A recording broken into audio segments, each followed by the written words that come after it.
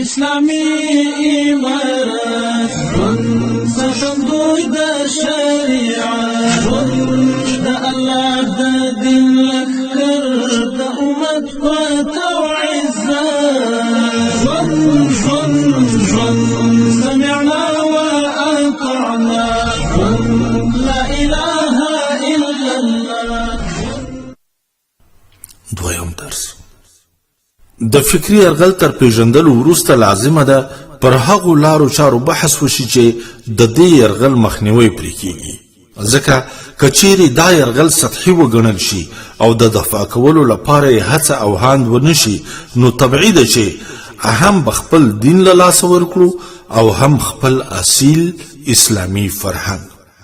دا چې د فکری ارغل څخه وقایه څنګه کیږي، په کومو طریقو باید مخنیوي وشي او د دې مخنیوي لپاره کومو لارو چارو ته ضرورت دی، دې ته ورته پوښتنو ته د فکري ارغل څخه وقایه او مخنیوي تر عنوان لاندې د قدرمن استاد قاری سعید خوستی صاحب د شرعي درسونو د لړۍ په دویم او دریم درس کې ځوابونه پیدا کولی شي.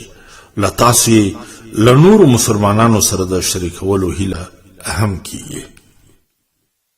اسلامی امارت سخندوی د شریعت د الله د دین لخر د امت فتو د دې اخلاقی انحطاط د دې اخلاقی فساد له امله په لویدیځ کې کورنۍ نظام ړنګ شوی د کورنۍ نظام نشته او اوس د لویدیځ پوهان په دې فکر کې دي چې دوی څنګه کولی شي چې د ټولنې ته هغه کورنۍ نظام واپس کړي، هغه کورنۍ جوړښت را واپس کړي، ځکه دا ټولنه کې مینه نشته، رحم ترحم نشته، شفقت نشته.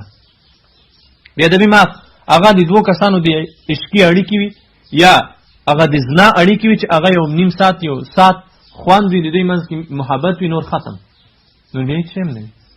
او د ښځې خاوند منځ کې خو دا کوم مینه چې ده دا خو د وخت پورې نه ده که نه، دا خو 10 منټه نه وي، نیم ساعت وي، دا خو ټول عمر دپاره ده. قرآن کې الله تعالی فرمایي ومن آیاته ان خلق لكم من انفسكم ازواجا لتسكنوا الیها وجعل بینکم موده ورحمه. لتسكنوا الیها، اسلام کې چې کوم نکاح ده هغې کې سکون ده او د دوی والا کې سکون نشته، ځکه د دوی کورنۍ نظام د اخلاقي انحطاط د وجې نه ړنګ شوی ده، نو دوی سکون نه لري. او اسلام کې ښځه خاوند منځ کې سکون وي، ښځه په سړی آرام وي، سړی په ښځه آرام وي، چې ډېر لرې چېرته تللی وي هم چې کور ته لاړ شي ښځه وویني سړی آرام شي، همداسې ښځه خاوند چې وویني آرام شي.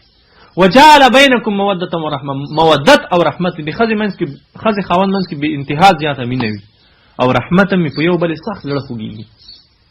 خو د دوی په ټولنه کې دا شیان نشته، ځکه دوی دا نظام ړنګ کړی ده. نو خبره مې دا کوله چې که چېرته یوه ټولنه کې یوه ښځه سره د دې نه چې خاوند لري زنا کوي باید په کاڼو وویشتلی شي، دا ټولنه صحیح اصلاح شي، په دا ټولنه کې دا نظام کورنۍ نظام درهم برهم نشي، دا کورنۍ نظام ړنګ نشي. موږ باید د یوه انسان دپاره ټوله ټولنه ړنګه نه کړو، یو انسان دې ووژلی شي چې دا نوره ټولنه وساتلی شي. نو هدف مې دا و چې موږ تاسې فکري جګړې ته تیاری نه ده کړی او تاسې ته ما په اوله ورځ هم ویل چې ګورئ تاسې به دلته دا درس ته کښېنئ، دا درسونه اورئ، تاسې به دا په دې نیت نه اورئ چې بس خالي وام اورېدل زدم کړل ذهن ته مو واچول، نه، دغه درس به د درس په نیت اورئ. تاسې به هر یو بیا د دې فکري درسونو استاد جوړېږئ، خپل سیمه کې به د دې فکري درسونو استاد وئ او نور ملګري به راغواړئ، نور مجاهدین به راغواړئ، عام خلک به راغواړئ، هغې ته به دا فکري درسونه ورکوئ. د لویدیځ د کفارو د ملګرو د فکري او فرهنګي یرغل نه به دوی خبروئ چې دغه طوفان را روان د موږ تاسې اخیستی یو پورته هوا ته خېژوي جګوي مو که چېرته د دوی دغې فکري یرغل ته متوجه نه شو. دا د فکري جګړې خطر، د فکري او عسکري جګړې په منځ کې توپیرونه. فکري او عسکري جګړه څه توپیرونه لري؟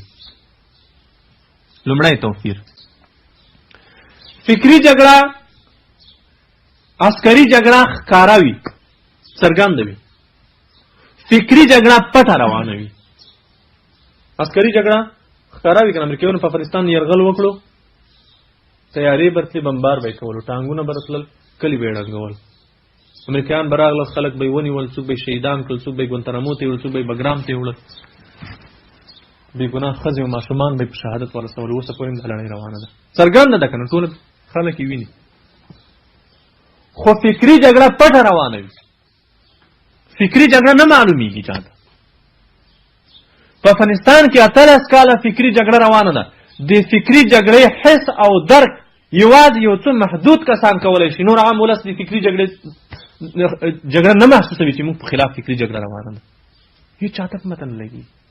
تلویزیون ده، راډیو ده، اخبار ده، مجلې دي، سیمینارونه دي، مدني ټولنې دي، مدني فعالان دي، خلک راغواړي، غونډې کوي. هېڅ چاته هم پته نه لګي. یعنې تلویزیون ده که نه، بس تلویزیون چلان ده، خبرونه وایي، ډرامه پکې راغله، کرکټ راغی، سپورټ راغی، هر څوک یې ګوري. دې ته څوک نه دی متوجه چې دا د فکري جګړې یو وسیله ده. فکري جګړه د ما په خلاف روانه ده. هېڅ څوک هم نه دی متوجه.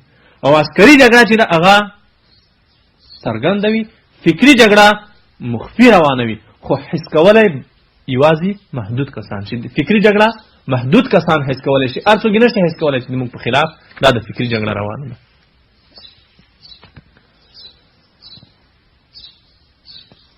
او چې کله یوه جګړې نه ته خبر نه یې، نو خو تیار به هم نه یې که نه.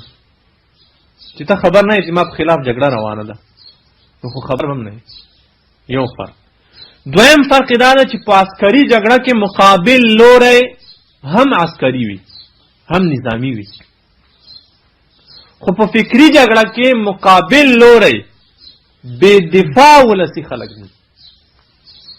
عسکري جګړه کې چې څوک جګړه کوي د چا په مقابل کې، امریکایان جګړه کوي، موږ د دې په مقابل کې جهاد کوو. موږ هم عسکر یو،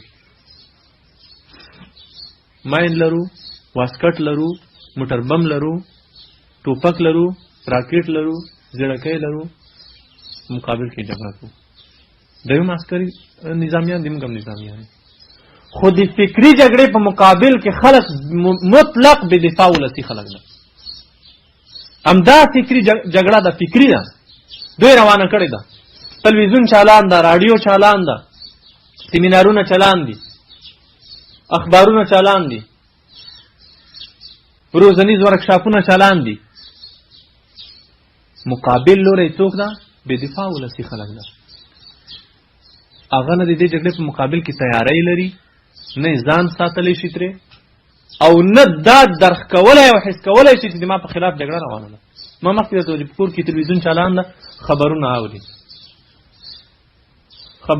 په خبرونو ویونکې جنۍ ناسته ده، لوڅ سر ده، سر یې په دې ځای راتاو، لباس یې تنګ لباس کړی ده، کش کړی لباس یې کړی ده، هلته ناسته ده خبرونه وایي. زما ستا په کور کې زما ستا خور هم ناسته ده، ورته مور مې هم ناسته ده، ښځه مې هم ناسته ده، زه هم ناست یم، ټول ناست دي. هغه ګورو، ماشومان هم ناست دي، واړه ماشومان هم ناست، هغه هم ګوري، هغه ښځه هم ګوري، د ښځې هغه لوڅ سر هم ګوري، د ښځې هغه تنګې جامې هم ګوري، د ښځې هغه اکټونه هم ګوري، هغه کوم اکشنونه چې دا ښځه کوي.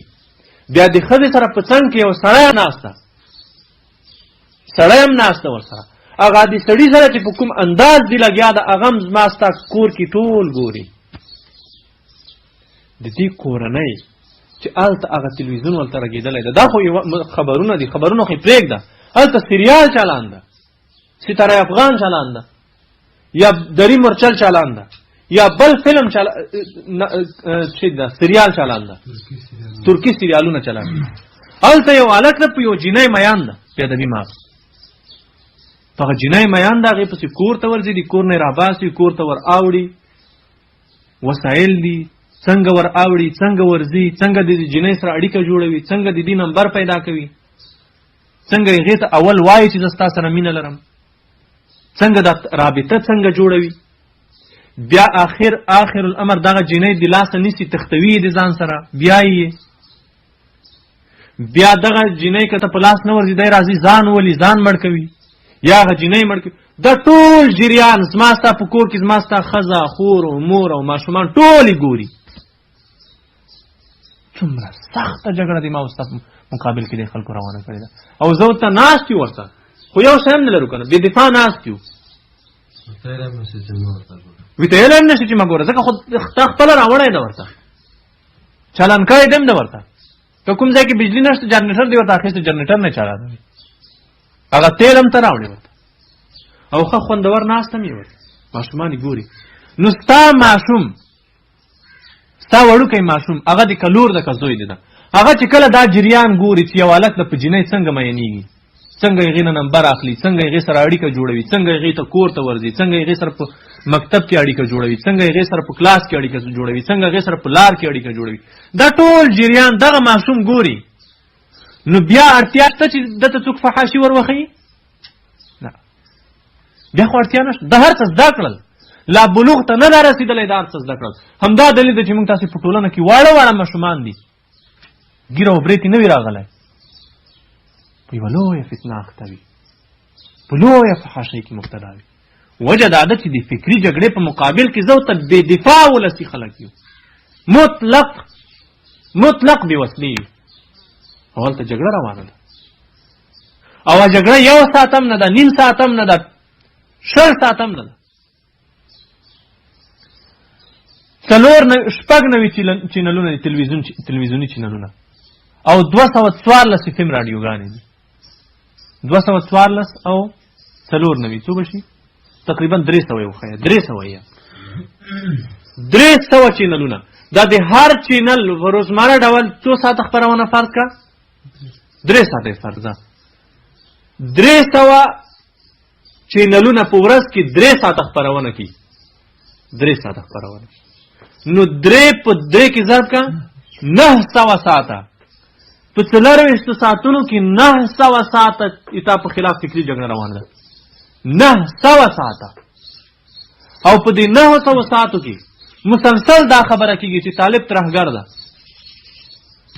طالب تروریست ده، طالب د وطن دشمن ده، طالب د پردیو جاسوس ده، د امریکایانو په خلاف جهاد نشته، امریکایان د موږ دوستان دي، امریکایان د موږ د خاورې آبادۍ ته راغلي دي، امریکایان د موږ نه ووځي دلته کورنۍ جګړه پیلېږي، موږ تاسې باید آزاد واوسېږو، د موږ ښځه باید آزاده وي، د موږ ښځې باید تعلیم وکوي، د موږ جنۍ باید تعلیم وکړي. 900 ساعته په شپه ورځ کې دا خپرونه روانه ده. په کابل کې غار سے ما आवाज کړه پړکای ماشوم او جنگ روان شو دا نو د پلاستیک خاصه د هندستان پرمانین چې راوړل د سینې میواخه یو جید نیمه ما حساب نامه چې تاسو تنکي کې مجید تاسو کړم او راوړل چې زیاله په باندې ان چې راټلاک نه کوم څه راځي واخ د خلک کولونه ورنه الله ما تاسو چې تا وردا سره پیلې دا ولې تلویزیون کاروي نه الله خلک الو زی ما زنه وي کولونه دې ما وي ځان پرې مې نه ان دوی ته دا ذهنیت ورکړل شوی ده. په کابل کې د دا نوم یې معنی ارکسترا په نوم د فکر کوم ارکسترا ده که ارکسترا د چې د خدای وا یو پروګرام دی او برنامه ده فکر کوم او په ټویټر او په دغه کې غم لري. هلته ماشومان دي، واړه ماشومان دي، جنې او الکان دي، ډېر کم عمره دي، ما سره موبایل کې شته، ټویټر کې اکاونټ لري، ما ورس ټویټر کې دوی ټویټ شیر کړی او بیا مې ورسره لیکلی و تاسې دوی وایي چې 11 کلنې لاسته راوړنې باید ضایع نه شي. ما ورته لیکلي وو چې تاسې دغه 11 کلن لاسته راوړنې دي دستاوردهای حفظالله، دغه دستاوردهای حفظالله دي. یو ماشومان ناستې ورته او یوه ښځه دا تنګ قمیص یې اغوستی ده او هغوی ته وایي دغه په دوی باندې هغه زده کوي، دا رباب په زده کوي او ډول په زده کوي، دغه ډمتوب شیان په زده کوي. دا کسب ده، کسب نه دا هنر ده، دا هنر ده، دا د دوی 11 کلن لاسته راوړنې. هدف مې دا و چې په 24 ساعتونو کې 900 ساعته زما ستا په خلاف فکري یرغل روان ده او زه ته ناست بې وسلې بې دفاع هېڅ نه یو خبر. نو د فکري جګړې او د عسکري جګړې په منځ کې بل فرق دا ده چې عسکري جګړه کې مقابل لوری هم عسکري او نظامي وي، په فکري جګړه کې مقابل لوری مطلق دفاع وي، مطلق بې وسلې وي، هېڅ شی نه لري انسان سره. او همدا ډول رادیو ده، تلویزیون ده، مجله ده، سیمینار ده، تیاتر ده، فلمی کمپنۍ دي، رسنیز ماهرین او متخصصین دي، دا ټول لګیا دي د ولس په خلاف. او د دوی دغه کوم خبریالان چې دي ماهر، مکار، ژبور، په نفسیاتو پوه، داسې یرغلګر دي. دا خلک دي، که په فلم کې ده، که په سریال کې ده، که په خبریال ده، که په رادیو کې ده، که په تلویزیون کې ده، که په سیمینار کې ده، که په علمي ورکشاپ کې ده، دا ټول روزل شوي خلک دي، فکري جګړې ته روزلي دي.